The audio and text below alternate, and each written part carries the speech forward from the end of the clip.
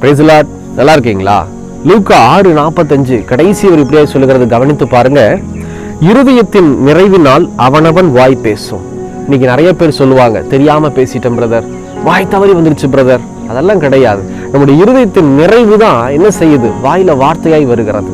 அப்போ இயேசு கிறிஸ்து தான் நமக்கு நல்ல ஒரு எடுத்துக்காட்டு. இயேசு கிறிஸ்து எங்கேயாவது யாரையாவது குறை பேசி பார்த்திருக்கிறீங்களா? ஏன்னா அவருடைய இருதயத்துல எல்லாமே ஒரு அன்பு நிறைந்தவராய் காட்சியளித்தார். அதாவது இயேசு கிறிஸ்துவை காட்டி கொடுத்த யூதாஸ்காரியாத் கூடவே தான் இருந்தார். ஆனா அந்த யூதாஸ்காரியாத்து கிட்ட கூட இயேசு அன்பாதான் பிரதிபலித்தார். அன்பாகவே பேசி அன்பாகவே இருந்து கடைசி வரையிலும் அன்பை தான் பிரதிபலித்தார் இந்த இயேசு கிறிஸ்து. அப்படிப்பட்ட ஒரு வாழ்க்கையை தான் இயேசு வாழ்ந்தார். இன்னைக்கு நம்ம கிறிஸ்தவங்கன்னு சொல்லிக்கிறோம், ஆனா உள்ளுக்குள்ள நிறைய வஞ்சனைகளையும் கோபத்தையும் எரிச்சலையும் வச்சுட்டு வெளியில சிரிச்சுக்கிட்டு இருக்கிறோம். பல நாள் திருட ஒரு நாள் அகப்படுவான்னு சொல்லுவாங்க, பார்த்துருக்கீங்களா பெரியவங்க? அந்த மாதிரி நம்ம வாயில ஒரு நாள் அகப்பற்றக்கூடாது. நம்மை நாமே